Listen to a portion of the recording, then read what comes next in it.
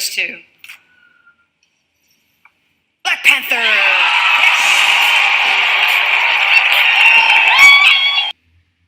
Has it changed the industry? Has it actually changed the way this industry works, how it sees us? And my answer to that is to be young, gifted, and black. Young, gifted, and black, we all know what it's like to be told that there is not a place for you to be featured, yet you are young, gifted, and black. We know what it's like to be told to say there's not a screen for you to be featured on, a stage for you to be featured on. We know what it's like to be the tail and not the head. We know what it's like to be beneath and not above. Hello YouTube.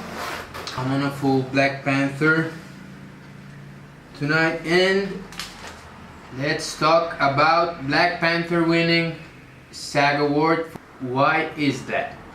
As Chadwick said in his acceptance speech, to be young, gifted, and black. That's hell-bent on making black people feel bad about being black, in a world that was built on anti-blackness, that runs on anti-blackness, and is not just on certain cultures.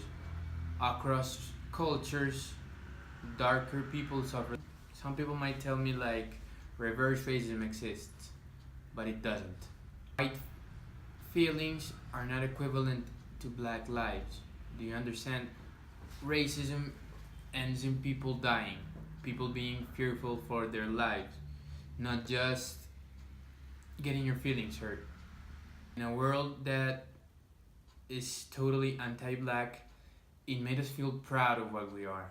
And as soon as it came out, the whole world was on its pro-black.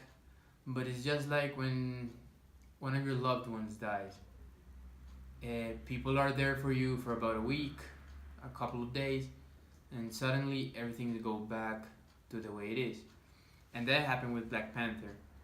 It came out last year, and for about a month in which it was in theaters, people were like, oh, the culture, yeah, blackness, celebrate blackness, all-inclusive cast, and such. But now award season came, and it reminded you that your anti-blackness is hurting you, hurting people where they hurt the most, their pockets, because black people make money. So it's a point where we feel proud again. We have always felt proud, and we love what we are. You won't find someone that loves more what they are without being violent about it than black people. Because we feel proud in what we are, but when we're watching TV and when we see shows, every position of power is filled with a white person. And Black Panther reminds us once again, like Barack Obama, like Michael Jackson, they did, that blackness should be celebrated, represented. And our history didn't start with slavery. Our history was way, way, way before that. We were kings, we were queens. Without us, people wouldn't know how to bathe. Ancient Egyptians were the first big modern civilization with technology and everything. And Black Panther makes you feel not just proud, but there's beauty in being black. But that's what Black Panther meant to us, means to us. It's a reminder that we're beautiful, that we're a huge amount more than the stereotypes, that we're kings, that we're queens, that we're soldiers, that we are geniuses when it comes to tech. We're smart, we're beautiful, we're capable. We can do whatever we want. And every motivational speech. And it ends with Michael Jordan's speech of limits are often in your head. But limits for us were really tangible because people who are in charge don't like black people. And what was the first excuse? Black people do not make money. If my cast is filled with black people, I won't make money. I won't bring in the big bucks. People won't go to the theaters. I won't do good. Even though the acting might be great, it won't. But Black Panther was like, whoa, whoa, whoa, whoa, whoa, hold up. That was what Black Panther meant to us. In a world that's hell-bent on making black people feel ashamed, feel their lives endangered, there comes a film, which is like the most powerful industry in the world, that tells you like, no. It goes from the little kid, 2, 3 years old, 4, 5, I don't know in which age the kids start, I don't know, competing with their friends, I'm the superhero. It goes for the teenager who wants to go to school and study acting. Now they know that they can't get work because things are changing. Black Panther knocked on the industry with as much force as any film has. I might even say it's like the most important film in modern history. This is just for the thumbnail.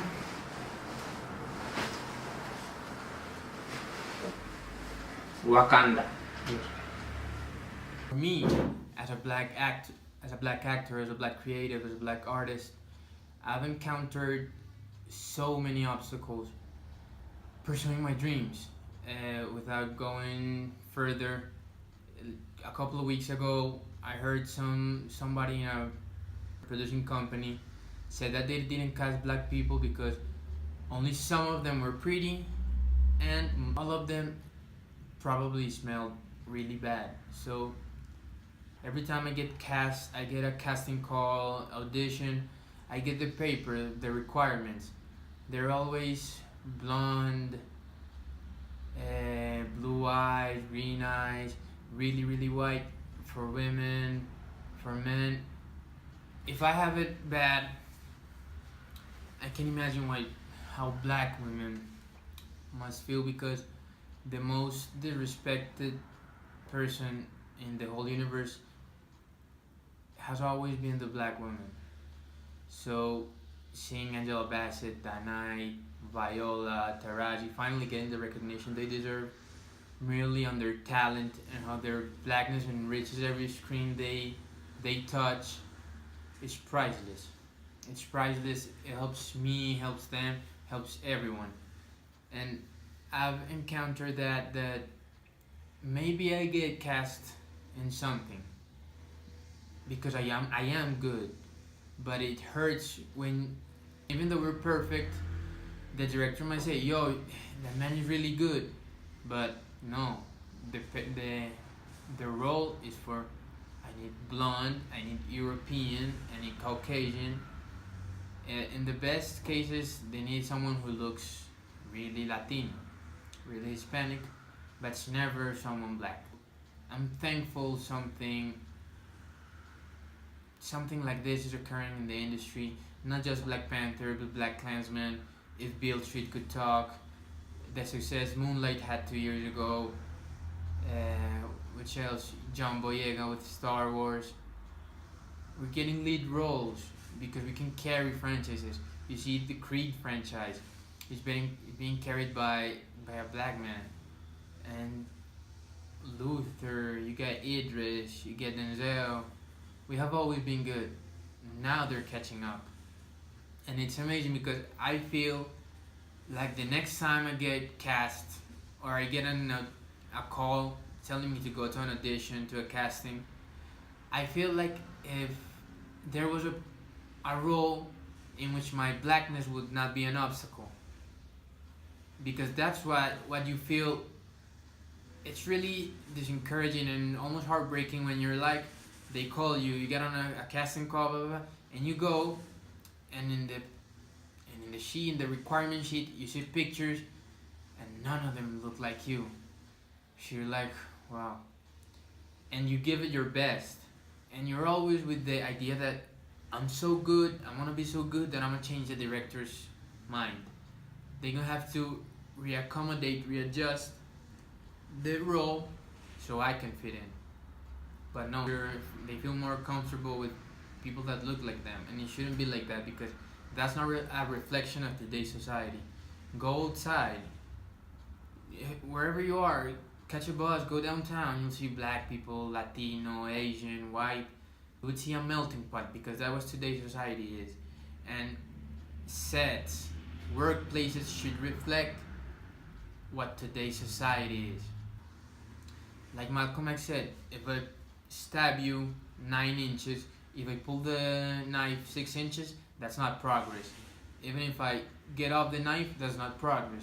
Progress is healing the wound that the knife made. So cast more people of color. We're talented, we want to work, we're hungry. We've been waiting for this opportunity our whole lives. And that's why I'm happy because, and you just know that the next time you might get called, there's a part for you. You don't have to fight against the grain. There will be a part for you that if you're talented, you're gonna get it regardless of what you look like. Your talent will speak for yourself, and I think that time has come.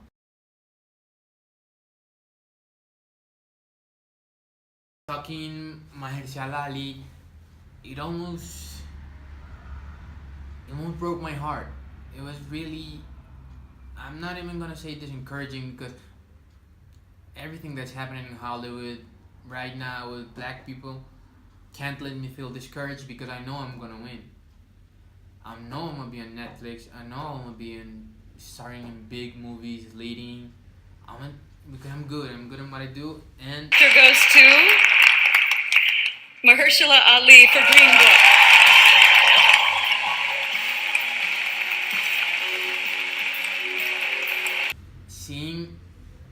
hearing how in Mahershala, I don't know how you properly pronounce it. He was telling about how he has been acting for 25 years, and how in Green Book it was the only part where he felt like he could carry a movie, and he's such a fucking good actor. You can't tell me there's no one better than Mahershala Ali. People might fit into the whole European beauty standards, and that's why you get Ryan Reynolds, Ryan Gosling carrying movies, but you can tell me they're more talented than Mahershala. Can't be that the saying has always been we have to work 3 times as hard to get half the recognition. That maybe takes us back to the time of the 3/5 of a man. I believe the phrase. You can tell me they're more talented than Chadwick Boseman. You can tell me that they're more talented than Trevante Rhodes, Denzel, Idris, Viola, Taraji, Regina, Halle Berry. I don't know, there's too many people. Anthony Anderson, Tracy Ross. You get the up and coming Yara. You get Zendaya. And it's nice because we're getting finally the recognition we deserve. Which gets me to a point that Mahershala was telling how he has been acting for 25 years, and only in Green Book was he able to showcase that he can carry a movie. Only in True Detective season 3, which is out now, so you better check it. Only in that season he has been able to lead in a TV show. And anyone who ever watched something with Mahershala start, you can tell me that that guy steals the spotlight in everything he's in. You can see Luke Cage, Moonlight, whatever. So that feels disheartening a little bit. Because in Moonlight, as he was telling you, he only got 1/3 of the movie to star in. Luke Cage, it was a little bit here and there. And finally, after 25 years, he's getting the recognition he deserves as an actor. It's time for a change, and it's coming. And I'm pretty fucking happy. That's it for today. I had to get that off my chest. Like, subscribe, and comment. Please, thank you, and share. See you next time.